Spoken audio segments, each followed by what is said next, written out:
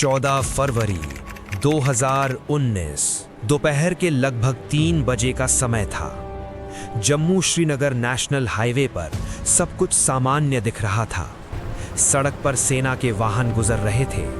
आसपास के गांवों में लोग अपने रोजमर्रा के काम में व्यस्त थे। किसी को अंदाजा भी नहीं था कि अगले कुछ सेकंड में भारत के इतिहास का सबसे दर्दनाक आतंकी हमला होने वाला है। लेकिन अचानक एक तेज रफ्तार एसयूवी अचानक सड़क के किनारे की गली से निकलती है। वो सीधे सीआरपीएफ के काफिले की ओर बढ़ती है। कुछ सेकंड के अंदर एक भयानक धमाका होता है। धुएं का काला गुबार आसमान तक उठ जाता है। सड़क पर खामोशी छा जाती है और कुछ ही मिनटों में खबर फैल जाती है, भारत के 40 जवान शहीद हो चुके हैं। ये सिर्फ एक आतंकी हमला नहीं था, ये एक सुनियोजित मिशन था। लेकिन सबसे बड़ा सवाल आज भी लोगों के मन में है, उस दिन असल में क्या हुआ था? पुलवामा हमले की असली टाइमलाइन क्या थी? आज हम जानेंगे पुलवामा हमले की पूरी सच्ची कहानी, शुरुआत से लेकर अंत तक। पुलवामा हमला अचानक नहीं हुआ था। 2014 से 2018 के बीच जम्मू कश्मीर में आतंकवादी गतिविधियां लगातार बढ़ रही थीं। दक्षिण कश्मीर का पुलवामा जिला पहले से ही आतंकवादी गतिविधियों का केंद्र बन चुका था।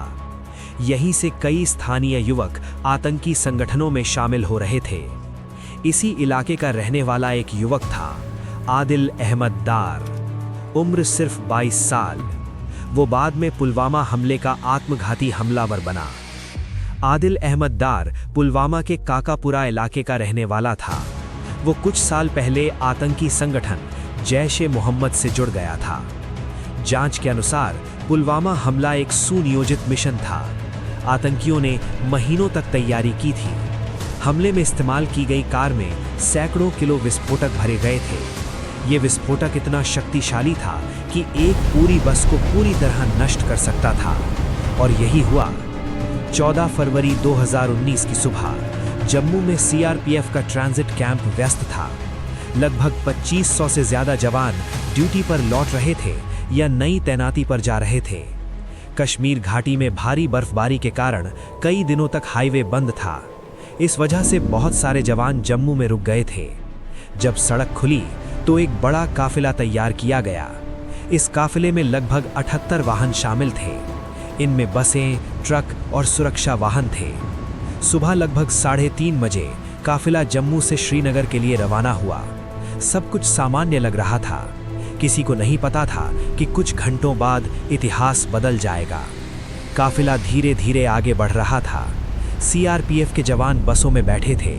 कुछ सो रहे थे, कुछ मोबाइल पर घर वालों से बात कर रहे थे, कुछ बस खिड़की से बाहर पहाड़ों को देख रहे थे। उन्हें ये नहीं पता था कि ये उनका आखिरी सफर हो सकता है। दोपहर के बाद काफिला दक्षिण कश्मीर में पहुंच गया। अब श्रीनगर ज्यादा दूर नहीं था, करीब 35 किलोमीटर का रास्ता बाकी था। काफिला पुलवामा जिले के लेथपुरा इलाके से गुजर रहा था। यहीं आतंकियों ने हमला करने की योजना बनाई थी। एक एसयूवी सड़क किनारे इंतजार कर रही थी। उसके अंदर बैठा था आदिल अहमद डार। कार विस्फोटकों से भरी हुई थी। करीब 3:15 पर एसयूवी अचानक एक साइड रोड से हाईवे पर आई। कार तेजी से काफिले की ओर बढ़ी। किसी को कुछ समझने का मौका नहीं मिला। एसयूवी ने काफिले की एक बस को टक्कर मार दी और अगले ही पल एक जोरदार धमाका हुआ। ये धमाका इतना शक्तिशाली था कि बस के टुकड़े टुकड़े हो गए। पास की दूसरी बस भी क्षतिग्रस्त हो गई। सड़क पर धुआं भर गया। बस में बैठे अधिकांश जवानों को बचने का मौका नहीं मिला। धमाका इतना अचानक था कि कोई प्रतिक्रिया देने का समय ही नहीं मिला। कुछ जवान मौके पर ही शहीद हो गए, कई घायल हो गए। कुल मिलाकर 40 सीआरपीएफ जवान शहीद हुए और कई घायल हुए। ये कश्मीर में पिछले 3 दशकों का सबसे बड़ा आतंकी हमला था। धमाके के बाद का दृश्य बेहद भयावह था। सड़क पर मलबा फैला था। वाहनों के टुकड़े दूर दूर तक बिखरे थे। कुछ जवान घायल हालत में मदद के लिए पुकार रहे थे। स्थानीय लोग और सुरक्षा बल तुरंत मौके पर पहुंचे। घायलों को अस्पताल भेजा गया, लेकिन कई जवानों को बचाया नहीं जा सका। हमले के कुछ समय बाद ही आतंकी संगठन जैश ए मोहम्मद ने इसकी जिम्मेदारी ली। उन्होंने आदिल अहमद दार का एक वीडियो भी जारी किया। वीडियो पहले से रिकॉर्ड किया गया था। इसका मतलब साफ था, हमला पहले से प्लान किया गया था। हमले के बाद जांच एजेंसियां सक्रिय हो गई। राष्ट्रीय जांच एजेंसी यानी NIA ने जांच शुरू की। जांच में कई लोगों को आरोपी बनाया गया। कुछ गिरफ्तार हुए, कुछ मारे गए। जांच में यह भी सामने आया कि आतंकियों ने हमले की योजना बनाने के लिए पुलवामा में एक घर का इस्तेमाल किया था। हमले के बाद पूरे भारत में गुस्सा फैल गया। लोग सड़कों पर उतर आए।